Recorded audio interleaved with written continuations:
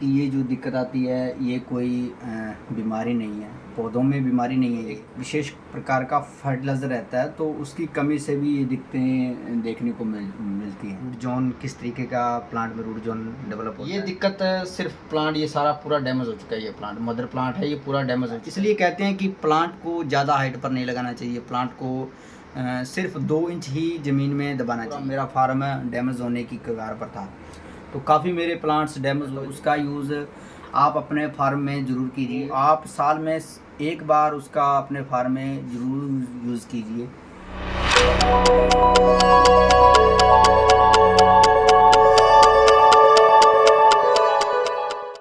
क्या हाल चाल है? तो आज बात फ्रूट की नहीं करेंगे, आज बात एक जो दिक्कत आती है उसकी करेंगे। तो फ्रूट की तो काफ़ी आपको फोटोज़ मिल जाएंगी और वीडियो भी काफ़ी मिलेगी, बढ़िया बढ़िया वीडियो बनाते हैं लोग। और जो दिक्कतें आती हैं वो बहुत ही कम किसान भाई हैं जो दिक्कतों को आगे बताते हैं, तो उसके बारे में थोड़ा सा डिस्कस करेंगे आज। हाँ, अब ये मेरे फार्म की फ़ोटो हैं, देख सकते हो आप। फ्रूट तो मतलब ठीक ठाक ही आता है, बढ़िया आता है। और फार्म की आप कंडीशन देख सकते हो। अभी इस तरीके से मैंने क्यों मैनेजमेंट किया है, क्योंकि फार्म पर जाकर आपको हर चीज़ दिखाई नहीं जा सकती, लेकिन इस तरीके से आपको एक चीज़ के बारे में बताया जा सकता है। तो दिक्कत है, ये दिक्कत आती है। किसान भाई को बता दूं कि ये जो दिक्कत आती है ये कोई बीमारी नहीं है, पौधों में बीमारी नहीं है। ये एक तरीके की मतलब कह सकते हो आप, जड़ गलन कह सकते हो या रूट रोड की समस्या कह सकते हो।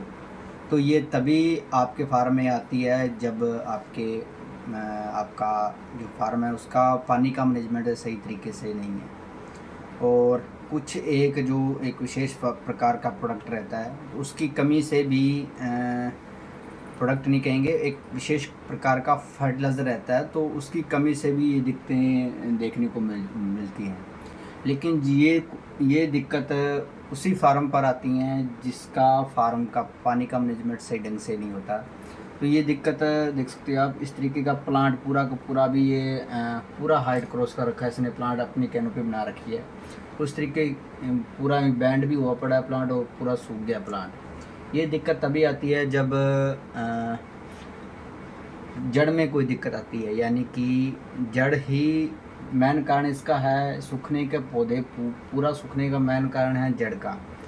और किसान भाई को बता दूं कि इस तरीके के जो लीफ होते हैं, इस तरीके के लीफ सिकुड़ जाते हैं, जो इस तरीके के लीफ सिकुड़ जाते हैं, ये सिर्फ जड़ रुकने की वजह से ऐसी चीज़ होती है। एक ऐसे लीफ तब भी सिकुड़ते हैं जब आपके फार्म में पानी की कमी होती है और आप फ्रूटिंग स्टेज पर होते हो, यानी कि जब आपका फार्म फ्रूटिंग स्टेज में होता है, यानी कि फ्रूट खिलता है, जिस नाइट को खिलता है, तो उस नाइट में भी ये ऐसे लीफ आपको मिल जाएंगे, ऐसे लीफ। तो पानी का मैनेजमेंट जब भी आपके फार्म में फ्रूटिंग चालू होती है, बडिंग चालू होती है, तो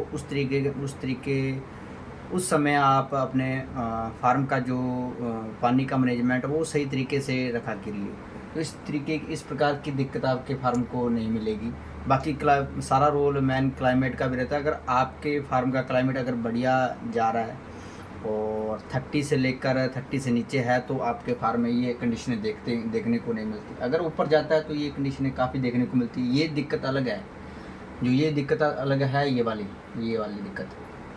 दिक्कत अलग है। इसके बारे में वीडियो में आगे जानेंगे किस प्रकार की दिक्कत। कुछ किसान भाइयों को पता नहीं होता कि रूट जोन किस तरीके का प्लांट में रूट जोन डेवलप होता है। तो अभी मैं आपको बता दूं कि ये पिक है, जैसे ये पिक है, तो इसमें अभी प्लांट थोड़ा सा नर्म प्लांट है, तो इसमें जो लेयर है, रूट्स वाली लेयर है, वो नहीं दिखती है इसमें। जब प्लांट छोटा आता है, यानी कि कोई 4 मंथ का या 5 मंथ की स्टिक है, तो उसमें जो रूट्स वाली सिस्टम, जो रूट जोन वाला सिस्टम होता है, वो नहीं दिखता है। लेकिन जैसे जैसे प्लांट बड़ा होता है, जैसे 1.5 साल का हो गया, 2 साल का हो गया, तो उसमें रूट्स सिस्टम बनने लगता है।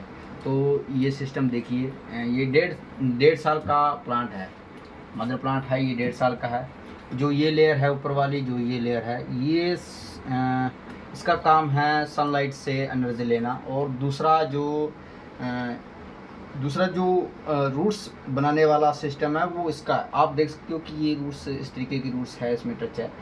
ये कैम्बियम लेयर है, अंदर से ये कैम्बियम लेयर जाती है ये वाली, यानी कि इसको बेस, यानी कि इसको मतलब स्ट्रेंथ देती है पौधे को, पौधा टूटे ना, पौधा गिरे ना। तो इसका काम वर्क यही है ओनली और ओनली। इसमें इसके बीच में भी गुद्दा रहता है, पानी पानी रहता है उसमें, मतलब काफ़ी हार्ड रहता है वो भी, लेकिन सबसे हार्ड जो है वो ये स्टेम रहती है। उसके बाद में रूट्स वाला सिस्टम आता है, सारा रूट्स वाला। जो आपकी आँखें यानी कि जो आपके नोड फुटान होती है वो इसी यहीं से जाकर होकर होती है। ऐसा नहीं है कि इसमें से नोड जो फुटान होती है वो इसके सहारे से होती है, इसके सहारे से नहीं होती, इसके रूट्स के सहारे से ही वो नोड सप्राउट होती है। कोई भी बड निकलता है तो सारा का काम इस लेयर का है, सेकंड लेयर का। ये फर्स्ट लेयर है, ये सेकंड लेयर है, ये थर्ड लेयर है।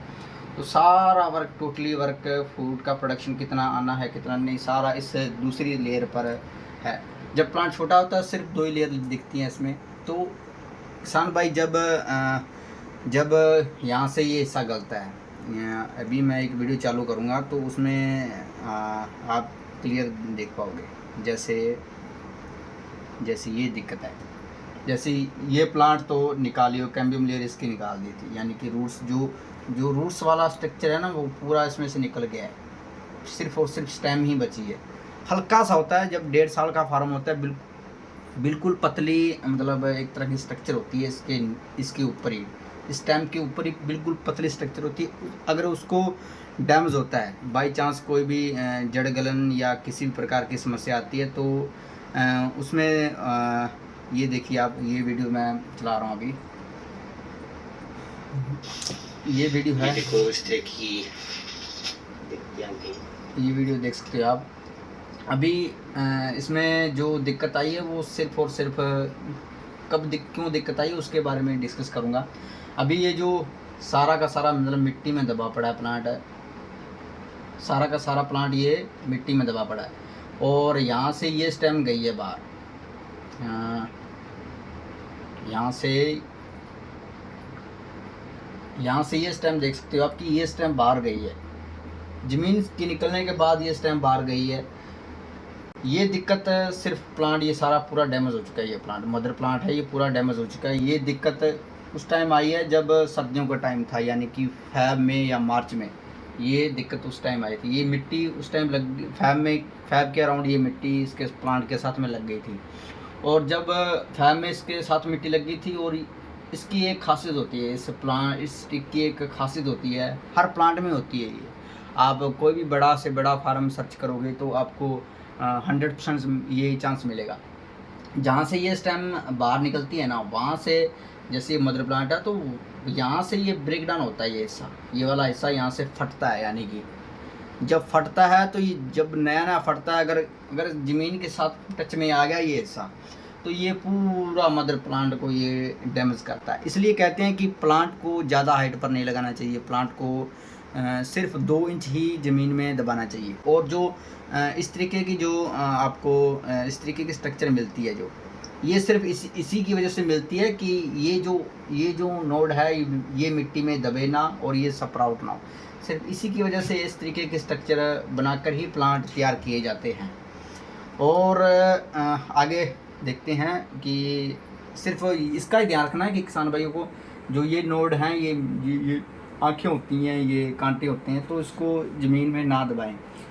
अगर अभी दब भी जाते हैं तो उसको जल्दी से जल्दी बाहर निकालें, क्योंकि टाइम आने के स्पेंड होने के साथ साथ वो हिस्सा धीरे धीरे फटने लगता है, और फटने के साथ भी वो रस निकलता है। रस निकलने पर ही वो इस तरीके की दिक्कत में फार्म जाता है आपका। इस तरीके के कुछ पिक्स हैं, ये देख सकते हो। मैंने अपना जो 2000 पूरा प्लांट है वो मेरा जो बड़ा फार्म है, तो मैंने सभी की इस तरीके की कैम्बियम ये लेयर निकाली हुई है, यानी कि ग्रीन वाला हिस्सा ये निकाला हुआ है और सिर्फ ये लेयर छोड़ दी। इसकी वजह से ये मैंने मार्च इसमें मई जून में ये वर्क किया था।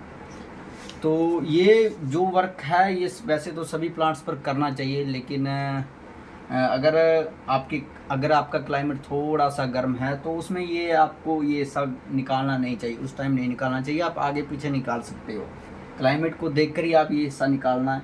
कई बार ये गल जाता है तो हिस्सा तो उस तरीके का जो मैंने फ़ोटो दिखाया था उस तरीके का आपका ये इस तरीके का प्लांट हो जाता है, इस तरीके का प्लांट हो जाता है। तो इसका खास ध्यान रखें।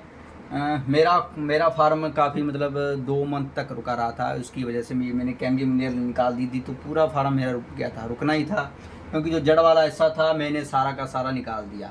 आप देख सकते हो कि ये फ़ोटो है, ये जड़ वाली फ़ोटो है, देख सकते हो जड़ रूट्स निकल रही है, क्योंकि जो जड़ वाला हिस्सा है वो मैंने निकाल दिया। तो पूरा ये देख सकते हो, इस लीफ पर भी इफेक्ट है, ये सारे लीफ इस तरीके के हैं, ये देखो इस तरीके के हैं। निकालना चाहिए ये चीज़ निकालनी चाहिए, लेकिन आराम से निकालनी चाहिए। कई बार ये ऐसा गल जाता है, तो किसान भाई क्या करते हैं, फंगस को रिमूव ज़्यादा ही करने के लिए वो ज़्यादा इसको कुरेदते हैं, तो उसकी वजह से वो जड़ वाला हिस्सा रहता है वो डैमेज कर बैठते हैं, और पूरा का पूरा प्लांट जो है वो डिस्ट्रॉय हो जाता है, ख़त्म हो जाता है। तो उसका खास ध्यान रखें। मैंने ऑलरेडी वीडियो बना रखी है इसकी, लेकिन किसी कारण वजह से वो उसकी ऑडियो है वो डिफेक्टिव हुई है। हाँ, और मेरा काफ़ी लॉस हुआ था उस टाइम, 2022 की बात है ये, तो उस टाइम नॉलेज नहीं थी इसके बारे में। तो ये आप कुरेदो, लेकिन आप हल्का सा कुरेदो। ये जैसे ये इन्फेक्टेड प्लांट है, तो आप हल्का सा कुरेदो तो भी ये रिमूव हो जाएगा। जैसे ये मिट्टी में दबा था, तो ये प्लांट भी डैमेज हुआ है, देखो यहाँ से प्लांट डैमेज हुआ है। आप इसका खास ध्यान रखना कि जो भी शूट निकलती है ऊपर से लेकर जानी है, और किसी को प्लांट देने हैं, नर्सरी बनाने के लिए किसी को प्लांट देने हैं, तो ये चीज़ हिस्सा सही करने के बाद ही अगले को प्लांट देते हैं। जैसे बंगाल साइड अगर जाते हैं तो वो प्लांट सीधा डायरेक्ट यहाँ से कट किया और उसको ज़मीन में दबाया, और वो आप प्लांट सेलेक्ट करते हैं वो, क्योंकि जो ये इसका मेन काम वर्क तो इसका ही है। क्योंकि अगर ये हिस्सा बाई चांस फूटता है, कल को ये हिस्सा फूटता है, यानी कि इस टाइम जब प्लांट तैयार करेंगे इसका, तो ये हिस्सा दिक्कत में जाएगा जब इसकी स्प्राउट करेगा। तो काफ़ी दिक्कत में गया था मेरा फार्म, लॉस भी काफ़ी हुआ था मेरे को उसमें। आप देख सकते हो कि धीरे धीरे मेरे प्लांट रिकवर हुए हैं, लेकिन टाइम, एक तो क्लाइमेट साथ नहीं दिया था उस टाइम, काफ़ी गर्मी थी, तो एक दिक्कत आती है ये वाली, मतलब स्टेम में आपको इस तरीके की कैटरपिलर मिलेगा, सुंडी मिलेगी, कैटरपिलर कहते हैं जिसको। तो ये मेरे फार्म की तो नहीं है, किसी और के फार्म की है, तो मैंने स्क्रीनशॉट लिया था तो आपको दिखा रहा हूँ।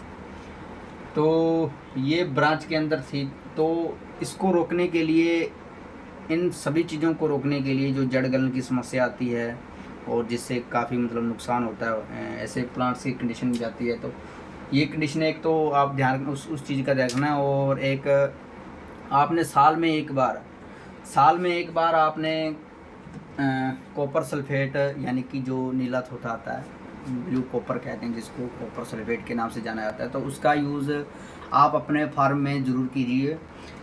उसका वर्क आपको यूट्यूब पर ज़्यादा मिलेगा। अभी वीडियो काफ़ी लंबी हो रही है, तो उसकी वजह से उसकी खासियत के बारे में मैं नहीं बता पाऊँगा। तो आप साल में एक बार उसका अपने फार्म में ज़रूर यूज़ कीजिए।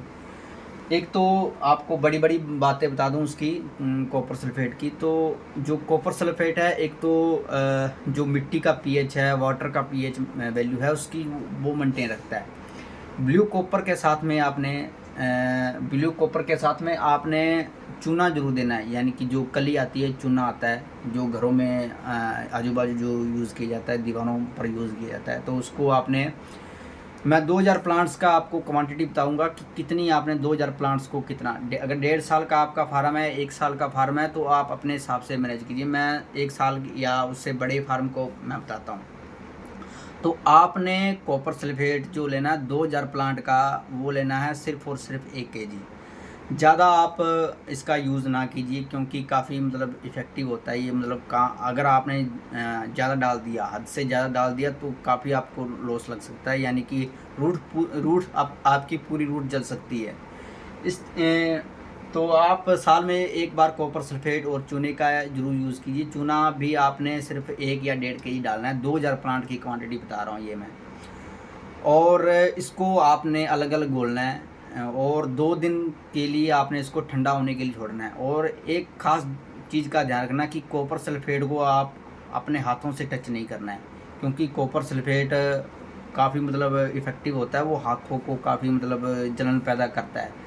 और उसको आपने प्लास्टिक के ही मर्तबान में घोलना है इसको, यानी कि जिस हिसाब से उसी हिसाब से आपने घोलना है कि पूरे मतलब आपके फील्ड में पूरा चला जाए। यानी कि 50 लीटर या 30 लीटर के अराउंड आपने उसको 1 केजी को आपने कॉपर सल्फेट को घोल लेना, और 30 से 40 लीटर वो चूने पानी 30-40 लीटर पानी में आपने 1.5 केजी चूना डालना है।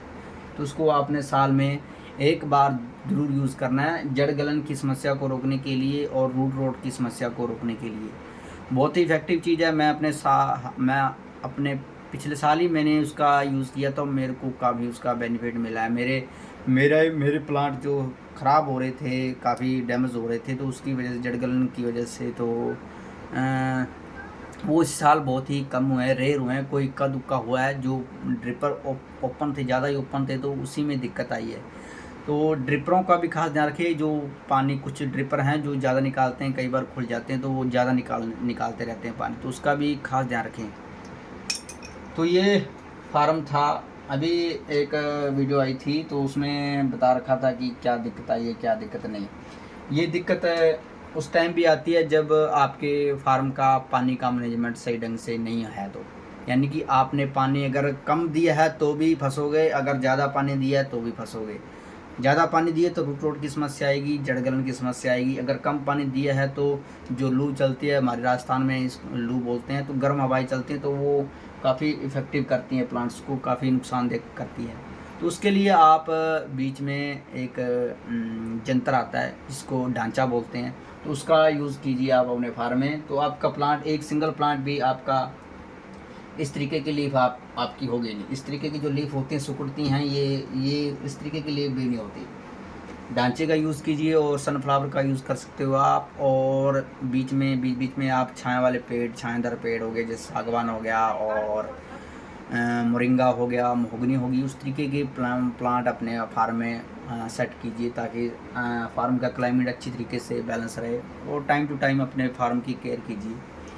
तो कुछ अगर मेरे से अगर कुछ गलतियाँ हुई हैं तो भी मैं आपसे क्षमा मांगता हूँ। अगर कुछ कहने में या कुछ बोलने में मेरे से कुछ गलतियाँ हुई हैं तो उसके लिए मैं आपसे क्षमा मांगता हूँ।